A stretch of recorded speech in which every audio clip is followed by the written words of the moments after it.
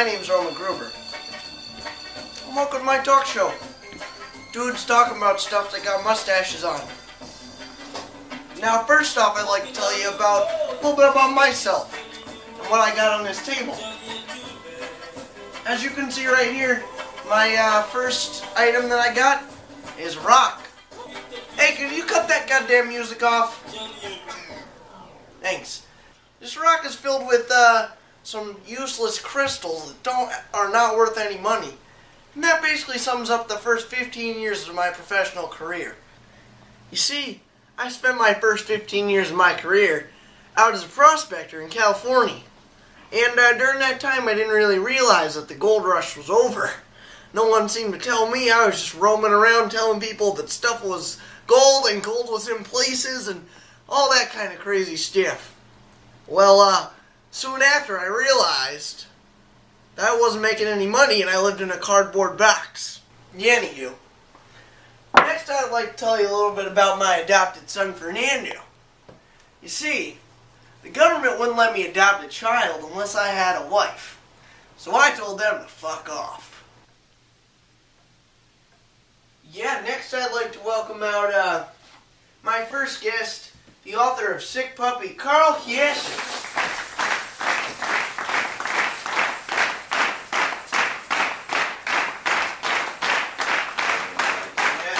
How you doing, man? You know me. Jokes there. Yeah. Known this guy since grade school. Tear it up on the streets. Yes, we did. How you been? How's the wifey doing? Still as hot as ever? Nah, she ran away. Oh. So, hey, can someone cut that goddamn music off again? Come on. So, Carl, tell me a little bit about your book, Sick Puppy. Told me to read it. I didn't read it.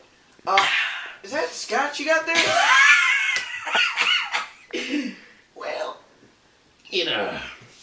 Nah, Miss Apple Juice. Okay, well, tell me a little bit about your book, please. Well, I don't really remember writing this. Oh. Did I write this? Yeah, it's got your name on there. Look, Carl. Carl Yassen. I wrote this. I wrote this book. Yeah. Sick Puppy. Told me it had a clown in it or something? Clown? Yeah, I think so. Can you give me a slight plot I'll read you an excerpt. And? Yeah, sounds like a great book. Well, you know, the title came from my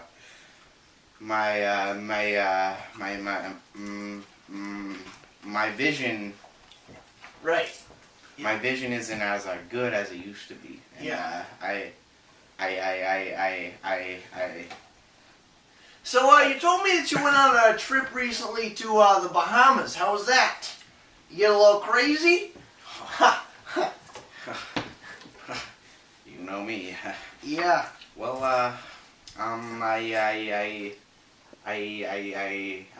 Yeah, sounds like a great trip. Yeah, well, thanks, Carl. Thank you very much. It was great to have you on the show, buddy. Yeah.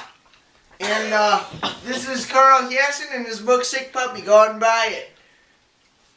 Do you want to keep this copy? You want to hold on to it, or? Fuck it. Alright. You crazy bastard. Well, next up we have a local man by the name of Dwight McElray. Everyone welcome Dwight to the set.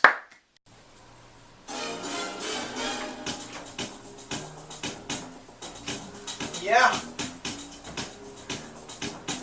Hey, welcome to the show, Dwight.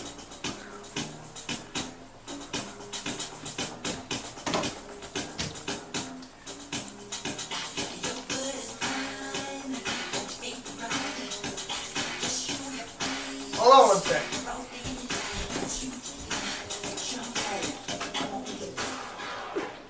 Yeah, how you doing there, bud? How you doing? Get that thing out of here. You know how we do it. Oh, this guy is just, So, Dwight, Yeah, recently you, have a pretty big accomplishment that you, came across. You want to tell me a little bit about that? I'd love to. I mean, that's why I'm here.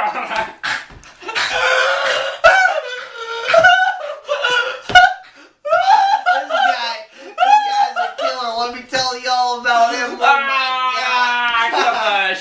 Oh, get out of here. Get out of here. Every time it's happening. Oh my God. Okay, so right. So really though, I want to hear about it. Well, anyway, yeah. Tell me about, but for really though, tell me. I want to hear about it. I'd love to. All right.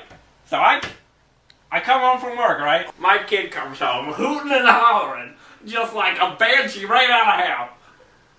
No?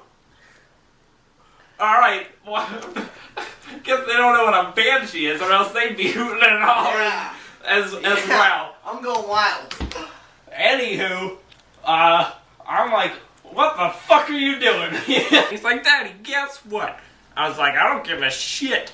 And he's like, alright. And he crumpled it up and he threw it at my feet. And he ran up the stairs in tears. And I was like, alright, let me see what this little bitch was fussing about. So I uncrinkled the paper. And there, lo and behold, is an art competition.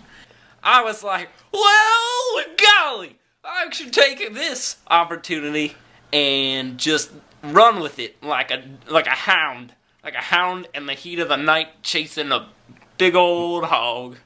I realize now that it was for first graders, but I'm always a man that lives without boundaries, and I don't know, if you can't live without boundaries, then you're gonna end up like my uncle. Hey, Dwight, what the fuck are you talking about?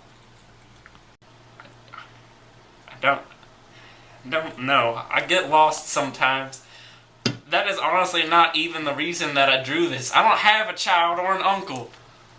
Let me show you my artwork, though.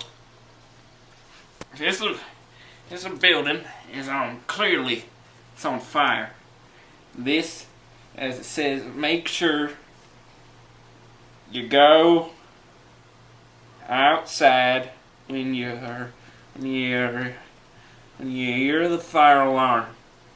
There's water shooting from an undisclosed location. And there's me when I had my cornrows.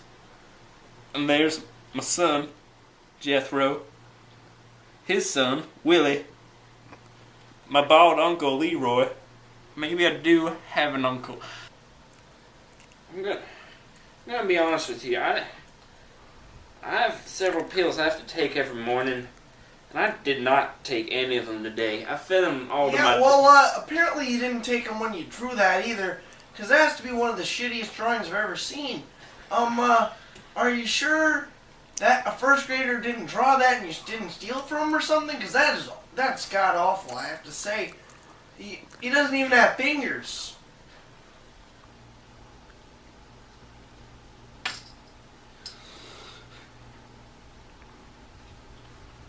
Yeah, Dwight, I think I outstayed my welcome.